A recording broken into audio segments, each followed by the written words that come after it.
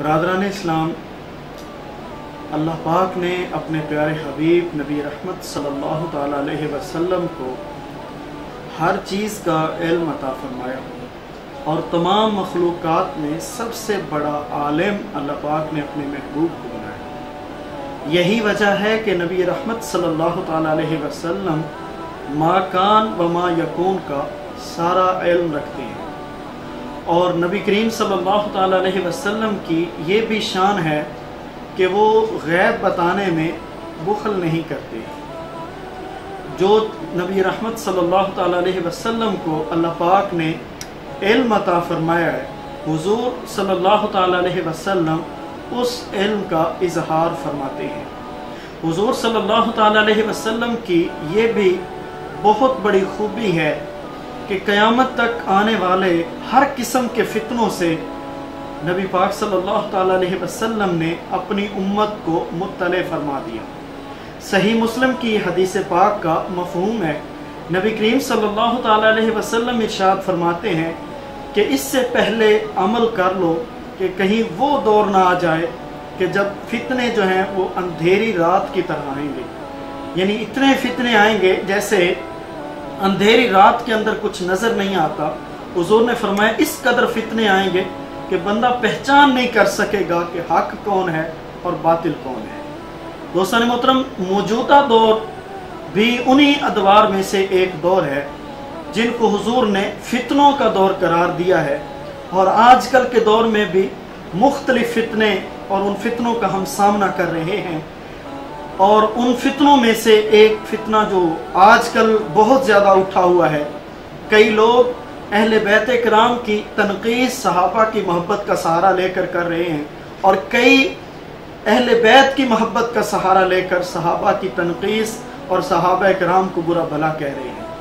عقیدہ اہل سنت اس حوالے سے کیا کہتا ہے اور ایک عام مسلمان کو اس حوالے سے کیا کرنا چاہیے، اس حوالے سے آج کا ہمارا یہی موضوع ہے کہ حضرت سیدہ کائنات کی شان اور عظمت کیا ہے اور ان کو کس طریقے سے ایک مسلمان کو ماننا چاہیے، اور اسی طرح حضرت سیدنا صدیق اکبر رضی اللہ تعالی عنہ کے حوالے سے مسلمانوں کا کیا نظریہ ہونا چاہیے اور آپ کی عظمت کیا ہے۔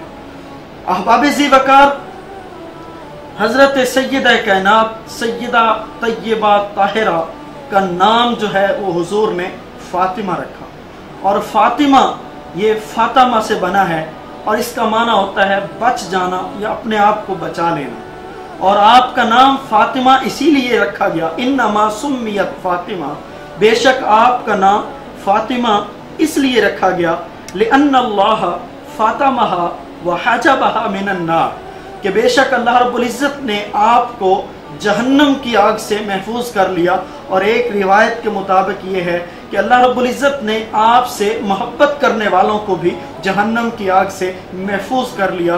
یہی وجہ ہے کہ آپ کا نام بچپن سے ہی فاطمہ رکھ دیا گیا۔ آپ کا ایک نام بطول بھی ہے، اور بطول بطل سے بنا ہے، جس کا قرآن میں بھی ذکر موجود ہے، وَتَبَتَّلْ إِلَيْهِ تَبْتِيلًا۔ اس کا معنی یہ ہوتا ہے کہ الگ تھلگ ہو کے ایک جگہ بیٹھ کر قرآن کو پورے انہماک سے پڑھنا۔ سیدہ کائنات کا لقب جو ہے وہ بطول ہے۔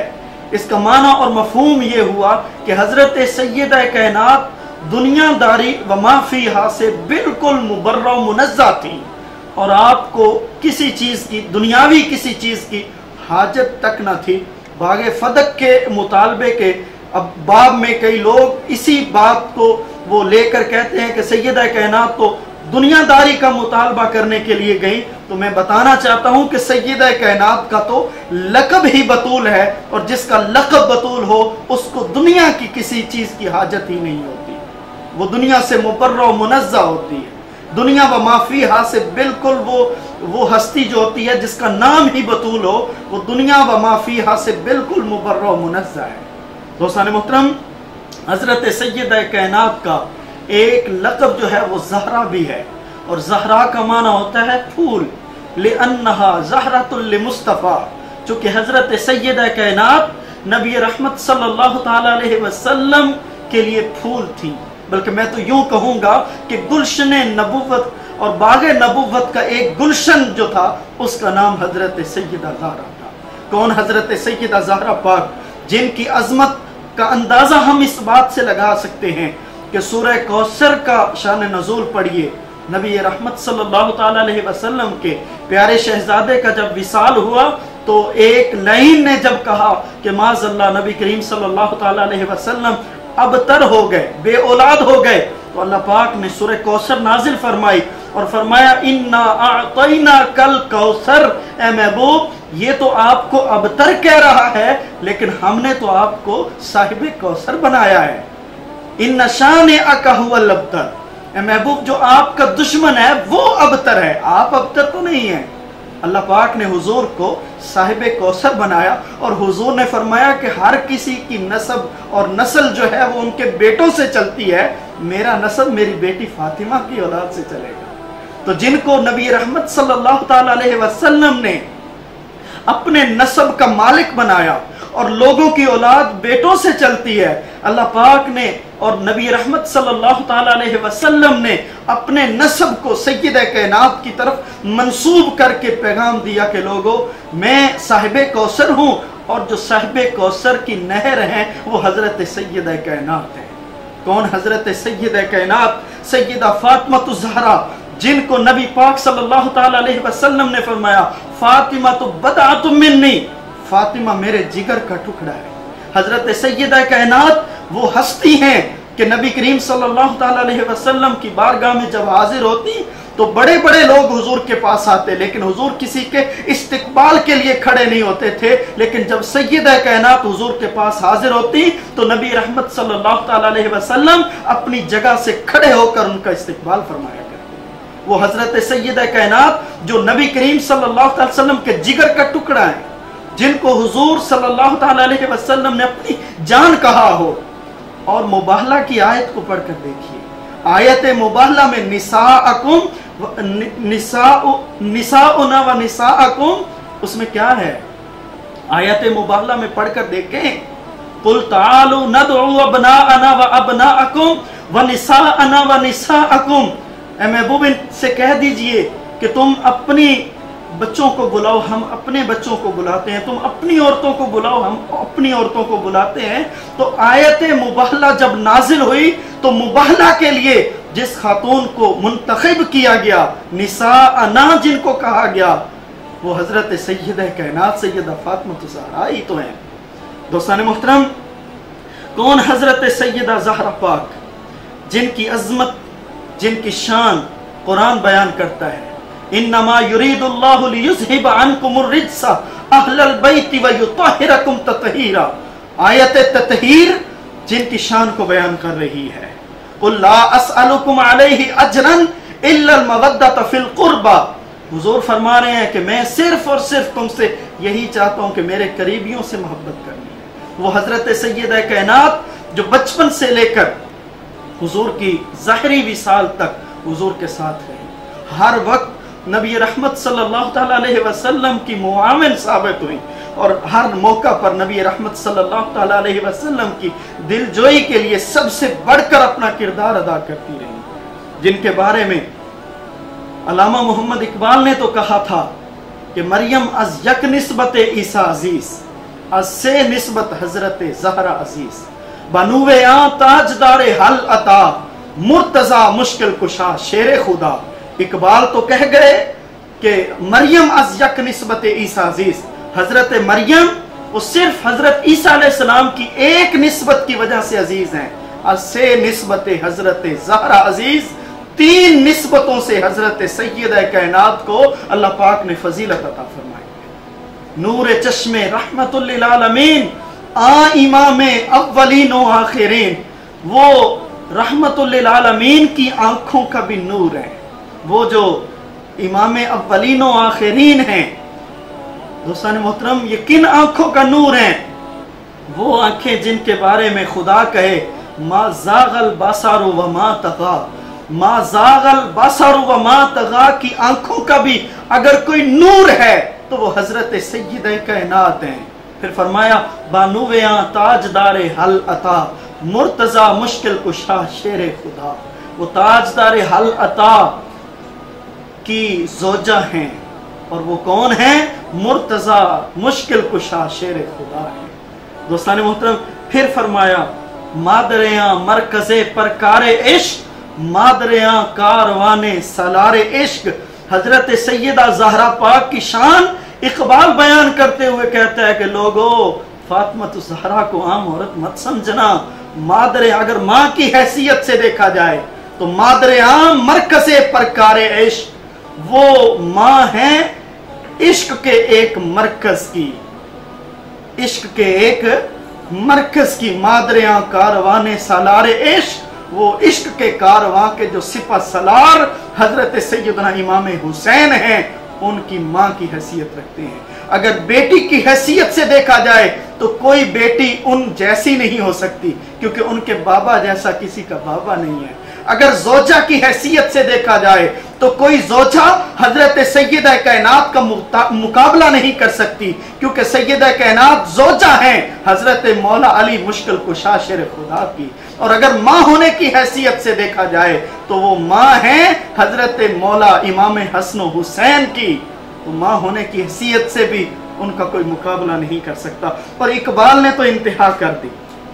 اقبال حضرت سیدہ کائنات کی محبت میں کہتا ہے رشتہ آئین حق زنجیر پا است، پاس سے فرمان جناب مصطفیٰ است۔ اقبال کہہ گیا کہ مجھے حضور صلی اللہ تعالی علیہ وسلم کے فرمان کا پاس ہے اور اللہ پاک کی شریعت کا پاس ہے، ورنہ اقبال کا نظریہ کیا؟ اقبال کہتے ہیں وگرنہ گرد تربتش گردید میں سجدہ برخاک کے اوپاشید میں۔ اقبال کہتے ہیں سیدہ زہرا اگر مجھے آپ کے بابا جان کی شریعت کا پاس نہ ہوتا، اور اگر مجھے اللہ پاک کی شریعت کا پاس نہ ہوتا تو لوگ خانہ کعبہ کا طواف کرتے ہیں، اقبال تیرے روزے کا طواف کرتا۔ دوستان محترم، یہ ہے حضرت سیدہ کائنات۔ آج لوگ سیدہ کائنات کی طرف مختلف الفاظ کی نسبتیں کر رہے ہیں، لیکن اہل ایمان کا یہ نظریہ نہیں ہے۔ اہل ایمان کا یہ نظریہ ہے جس کو اقبال نے بیان کیا، جس کو جناب محمد مصطفیٰ نے بیان کیا، جس کو خود خالق کائنات نے بیان کیا۔ اور دوسری طرف لوگ جو ہے وہ محبت اہل بیت کی آڑ لے کر صحابہ کرام کی شان میں گستاخی کر رہے ہیں۔ اور خصوصاً ایک لائن نے تو حضرت سیدنا صدیق اکبر رضی اللہ تعالی عنہ کے بارے میں ایسے الفاظ بیان کر دیے جن الفاظ کو کوئی مسلمان سن بھی نہیں سکتا، بیان بھی نہیں کر سکتا۔ العیاذ باللہ، اللہ پاک ایسے لوگوں سے ہمیں محفوظ رکھے۔ سیدنا صدیق اکبر کی شان نبی رحمت صلی اللہ تعالی علیہ وسلم خود فرماتے ہیں۔ حضور فرماتے ہیں کہ جیسے حضرت سیدنا خلیل اللہ ابراہیم علیہ السلام ہیں، وہ اللہ کے خلیل ہیں، حضور فرماتے ہیں میرا خلیل جو ہے وہ حضرت سیدنا صدیق اکبر رضی اللہ تعالی عنہ، جن کی شان قرآن بیان کرتا ہے والذی جاء بالصدق وصدق به اولئک هم المتقون۔ یہ وہ ہستی ہیں جنہوں نے حق لانے والوں کی تصدیق کی، اور سب سے پہلے تصدیق کر کے ایمان اور حلقہ ایمان میں داخل ہونے والی شخصیت اور ہستی کا نام حضرت سیدنا صدیق اکبر رضی اللہ تعالیٰ۔ ان کی حیات کا مطالعہ کریں تو ہر وقت وہ ہمیں نہ صرف وہ خود بلکہ ان کا پورا خاندان، ان کے والد، ان کی والدہ، ان کے بیٹے، ان کی بیٹیاں، پورا خاندان جو ہے وہ ہر وقت خدمت مصطفیٰ میں تھا۔ اگر ان کی وہ ہجرت والا واقعہ دیکھا جائے، حضور صلی اللہ تعالی علیہ وسلم کے کبھی آگے چلتے ہیں، کبھی پیچھے چلتے ہیں، کبھی دائیں اور کبھی بائیں چلتے ہیں۔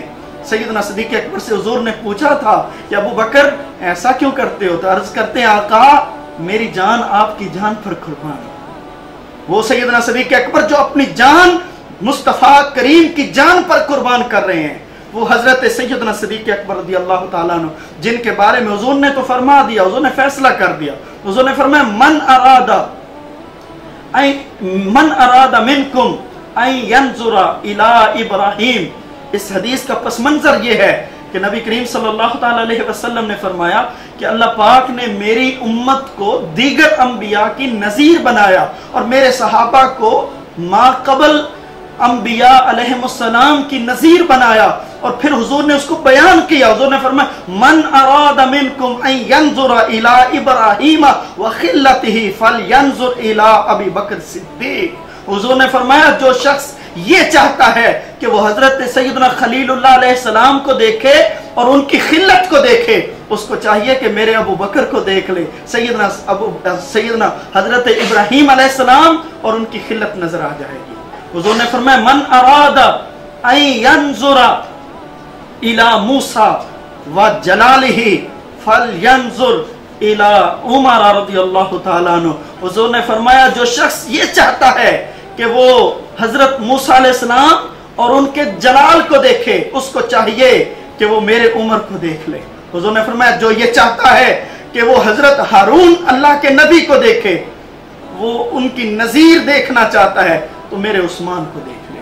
दोस्तान मोहतरम, हुजूर बयान करते करते जब आखिर में पहुंचे तो नबी रहमत सल्लल्लाहु ताला अलैहि वसल्लम के सहाबा ने अर्ज की या रसूल अल्लाह सल्लल्लाहु ताला अलैहि वसल्लम अगर कोई आपकी नज़ीर देखना चाहे तो फिर हुजूर ने फरमाया अलीयुन नज़ीरी, अगर कोई मुझे देखना चाहे, मेरी नज़ीर देखना चाहे तो अलीउल मुर्तज़ा शेर खुदा को देख ले।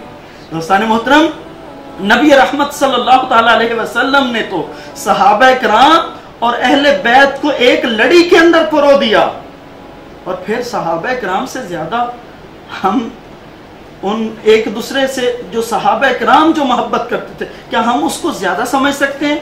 मैंने तो यहाँ तक भी पढ़ा है, हजरत अब्दुल्ला इब्न उमर रज़ियल्लाहु ताला अन्हु, हजरत सैयदना फारूक आज़म के शहजादे एक मरतबा मस्जिद नबवी में बैठे थे और मस्जिद नबवी में एक शख्सियत तशरीफ लाए जिनके कपड़े लंबे थे। हजरत अब्दुल्ला बिन उमर कहने लगे कि अगर ये बंदा मेरे पास आ जाता तो मैं इसको समझाता कि शरीयत का क्या हक है और शरीयत में कपड़े कैसे पहनने चाहिए। तो लोगों ने बताया हजरत ये हजरत मोहम्मद बिन उसामा बिन जैद हैं, ये हजरत उसामा बिन जैद के बेटे हैं और हजरत जैद बिन हारिसा के पोते हैं। जब ये बात हजरत अब्दुल्ला बिन उमर ने सुनी, हजरत अब्दुल्ला बिन उमर ने अपने हाथ जमीन पर रख दिए, अपने सर को झुका लिया, अपनी गर्दन को झुका लिया। लोगों ने कहा हजरत आपने उसामा बिन जैद के बेटे का नाम सुनकर अपनी गर्दन को क्यों झुका लिया, अपने हाथों को जमीन पर क्यों रख दिया? तो अब्दुल्ला बिन उमर कहते हैं लोगों तुम्हें क्या पता है कि मुस्तफा करीम उसामा बिन जैद से कितनी मोहब्बत करते थे? तुम्हें क्या पता है कि मोहम्मद बिन उसामा बिन जैद के दादा हजरत जैद बिन हारिसा से हुजूर कितनी मोहब्बत फरमाया करते थे? मैं ये समझता हूं कि अगर सहाबा हुजूर की गुलामी का इतना हया करते हैं तो खून रसूल का कितना हया करते होंगे। दोस्तान मोहतरम, अगर दूसरी तरफ को हम देखें तो हम उन लोगों को कहना चाहेंगे, अगर सैयदना सिद्दीक़ अकबर को गारे हिरा गारे सौर के अंदर सैयदना सिद्दीक़ अकबर को वो काला नाग कोई नुकसान नहीं पहुंचा सका, तो आज का कोई काला कुत्ता भी सैयदना सिद्दीक़ अकबर के खिलाफ भौंकता रहे, उनकी सदाकत में कोई फर्क नहीं आने वाला। तुम क्या हजरत इमाम ज़ैनुल आबिदीन से ज्यादा मुहिब्बे अहले बैत हो? हजरत इमाम ज़ैनुल आबिदीन से ज्यादा अहले बैत की मोहब्बत को तुम समझते हो? आओ हजरत इमाम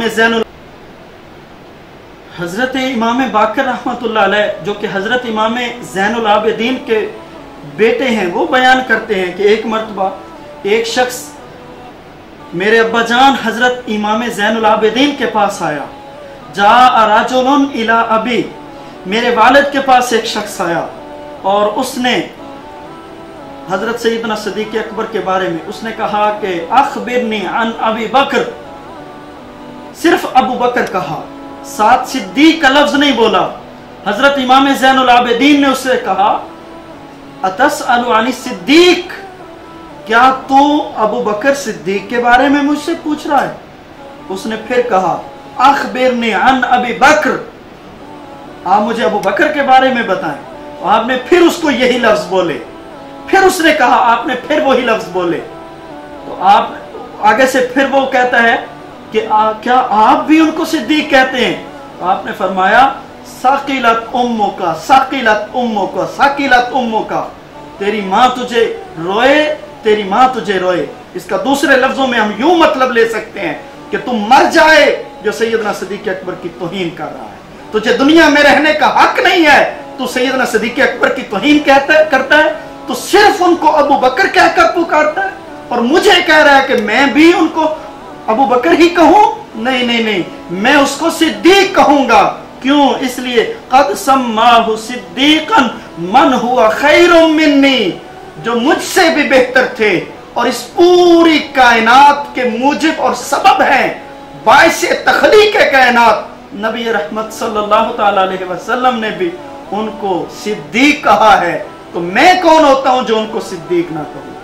دوستان محترم، برادران اسلام، یہ ہمارے لیے کیا درس ہے، یہ ہمارے لیے کیا سبق ہے، ہمیں ہمارے نبی رحمت صلی اللہ تعالی وسلم نے کیا تعلیم فرمایا، حضور نے ہمیں کس چیز کی خبر دی، نبی رحمت صلی اللہ تعالی وسلم ہمیں کیا بتا کے گئے، صحابہ کی آپس میں محبت کیسی تھی، اہل بیت کرام صحابہ سے کتنی محبت کرتے، صحابہ کرام اہل بیت سے کتنی محبت کرتے۔ آج نئے نئے ایشوز کھڑے کر کے ہمیں خارجیت اور رافضیت کی طرف لے جایا جا رہا ہے۔